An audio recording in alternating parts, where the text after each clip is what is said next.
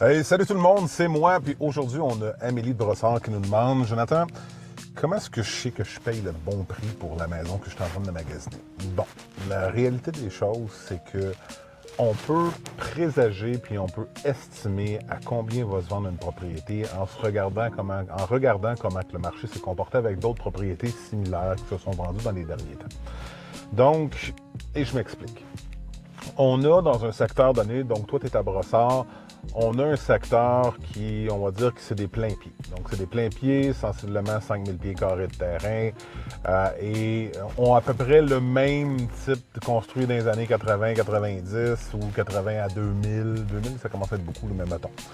Et à ce moment-là, on le sait que dans ce secteur-là, parce qu'il s'en est vendu peut-être quelques centaines dans la dernière année, dans ce secteur-là spécifiquement, on est capable d'aller rechercher des propriétés avec les mêmes caractéristiques que ta maison. Donc, est-ce que cette propriété-là, elle a 6000 pieds carrés, toi, tu en as 6500? Est-ce que celle-là a 2 chambres, tu en as 3, tu en as une, tu en as 2 à l'étage, au sous-sol, etc.?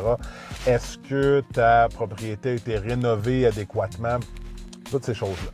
Donc, à la fin de la journée, ce que ça nous permet de faire, c'est que ça nous permet de nous dire, OK, on va venir enlever des choses à cette propriété-là pour le ou donner. Donc, fait que ta maison, elle est ici. Fait qu'on va dire que toi, ta maison, elle a 5000 pieds carrés de terrain, puis elle en a 5500.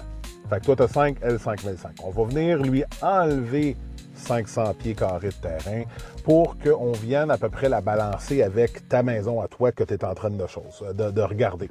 Même chose pour le nombre de pieds carrés de superficie habitable. Fait qu'on va dire à l'inverse que toi, tu as 1200 pieds carrés de superficie habitable puis qu'elle en a, on va dire 1100. On va lui redonner de la valeur pour venir la mettre à égal avec la tienne. Fait qu'on prend habituellement 3 comparables pour pouvoir faire ça. Puis là, on vient ajuster les valeurs. On vient ajuster 4 grandes catégories en ce sens-là. La première catégorie, ça va être le temps de vente. Le temps de vente, c'est quoi? C'est entre l'année passée et cette année, le marché a bougé. Le marché s'est comporté de différentes façons, tout dépendamment du secteur. Et ça va avoir un impact en termes de pourcentage, sur combien est-ce qu'une maison a augmenté sans même que tu aies changé une vis dedans, là, juste parce que le marché s'est comporté comme ça ou qu'il a rabaissé. Fait que c'est soit qu'il y a eu de la valeur ou qu'il a enlevé de la valeur. Donc ça veut dire que dans la dernière année, mettons à Brossard, si le secteur a pris à peu près 8 ou 12 pour garder ça simple, ben c'est 1 par mois que ta maison a pris de la valeur. Fait que l'année passée, le comparable 1 valait 100 000, mais le mois 11 valait 101 000, 102 000, 103 000, jusqu'à 112 000, puis c'est du compound interest aussi, là, fait que c'est un peu plus que ça. Néanmoins, fait que ça, c'est une des premières choses qu'on va regarder ensemble.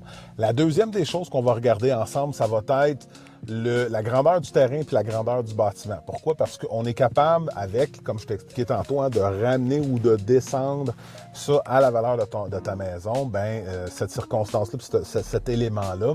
Donc, valeur du terrain, valeur du bâtiment, grandeur du terrain, grandeur du bâtiment, pardon. Puis la dernière des choses, ça va être ce qu'on appelle l'âge effectif. L'âge effectif, c'est l'usure normale d'une composante dans une maison. Donc, on recule jamais plus que 40 ans en arrière. Après 40 ans, exemple, une cuisine, après 40 ans, n'a plus aucune valeur contributive réelle dans une maison. Donc, si tu aurais à rénover ta cuisine, ça leur redonnerait un très, très gros pourcentage. Mais par contre, mettons une cuisine qui est 2020, puis on est en 2025, la dépréciation ne serait pas si significative que ça si tu réinvestirais 15-20 000 $ là-dedans. Tu ne serais pas rechercher ton argent. Donc, c'est une question de balancer toutes les choses ensemble, mais à la fin de la journée, la meilleure façon pour savoir si le bien immobilier que tu t'apprêtes à payer vaut ce montant-là, c'est d'avoir une analyse comparative du marché de ta maison. En espérant que ça réponde à ta question. Si jamais tu as d'autres questions, n'hésite pas à me rejoindre. Ça me fera plaisir de prendre le temps d'écouter ton projet puis voir si je suis capable de t'aider. Entre-temps, prends soin de toi et au plaisir de te parler. Salut!